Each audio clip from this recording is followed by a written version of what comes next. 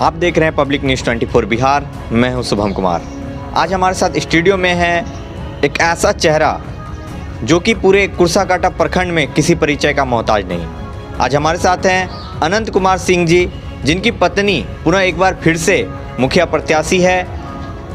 विगत 5 वर्षों में इतना विकास हुआ इनके क्षेत्र में, आइए इनसे चर्चा करते हैं। नमस्कार आप सबों का, हमारी जनता का, जो इस लायक मुझे बनाया है कि मैं आज आपके सामने 2 शब्द बोल सकता हूं। और मुझे लगता है कि आप सबका विश्वास यकीन हम जीत पाएंगे अगले पंचवर्षीय योजनाओं के लिए। और जो कमी रह गई है, जिसके लिए हम परेशान हैं और पिछले कुछ दिनों से परेशान हैं, जो हम पूरा करना चाहते हैं और करना चाहेंगे, और ये मेरा विश्वास है और आप लोगों का आशीर्वाद चाहिए मुझे। सर, मैं आपसे जानना चाहता हूँ, विगत 5 वर्षों में कितना विकास किया है आप अपने क्षेत्र में? विकास के नाम पर सरकारी जितनी भी योजनाएं हैं, मैंने उसे बगैर किसी लोभ किसी लालच के मैंने पूरा किया है। और हमारी जो टीम है, एक जो पंचायत का जो सिस्टम है, उस सिस्टम से बाहर हमारे बहुत सारे लड़का ऐसा हैं जो जा करके लोगों से बातचीत करके और लोगों को आश्वस्त करके, और जहाँ तक भ्रष्टाचार को हटा के हमने वो काम किया है जो सबको दिख भी रहा है। और हम चाहेंगे कि लोगों से एक बार जो है अपील हम करना चाहते हैं कि हम एक मौका हमें मिले और हम इन चीज़ों को और फिर से और बेहतर ढंग से पूरा कर सकें। सर, मैं आपसे जानना चाहता हूं, जब मैं आपके क्षेत्र में आया मुझे एक बात पता चला कि जो मुखिया प्रतिनिधि अनंत कुमार सिंह जी हैं जी, अर्थात आपका सबसे बड़ा जो यहाँ पर मोटो मुझे पता चला कि ये जो आपका बाज़ार है जी, जो पहुंसी पंचायत का बाज़ार है, इसको एक बहुत बड़े लेवल पर जाना चाहते हैं। क्या कहना चाहेंगे इस पे? ये मेरे भविष्य का योजना है जो मैंने पिछले 5 साल में शुरू किया है। मैं चाहता हूं कि लोगों को किसी तरह का परेशानी, जैसे कोई भी सामान, जब चूँकि कम्युनिकेशन का कभी अभाव रहा होता था तो उस समय कुछ भी लेने के लिए हम लोगों को बाज़ार जाना होता था।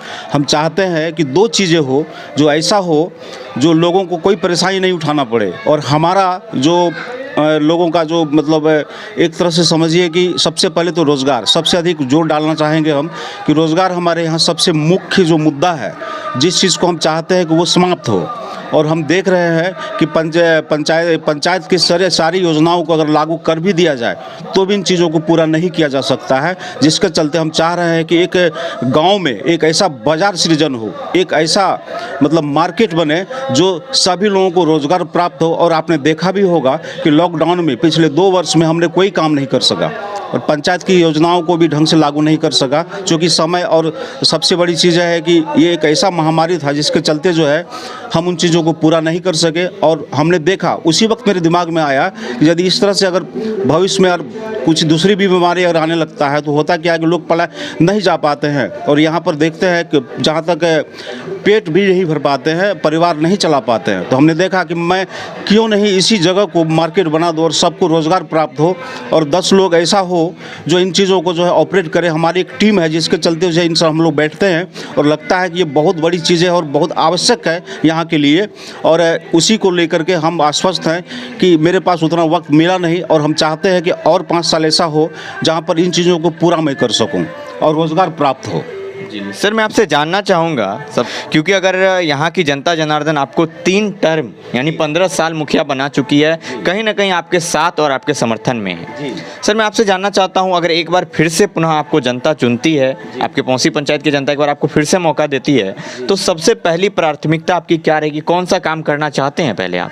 जी, सबसे बड़ी बात तो यह है कि हमारा जो पंचायत है उसका भूगोल बहुत बड़ा है।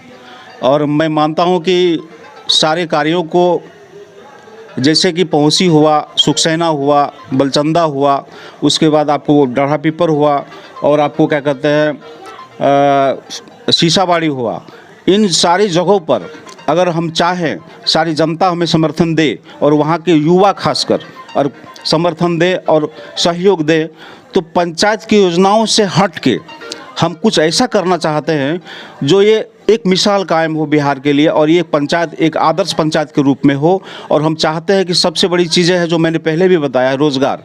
चूँकि बहुत सारे लोग अभी भी पंचायत के चुनाव के समय में भी बहुत सारे लोग पलायन किए हुए हैं।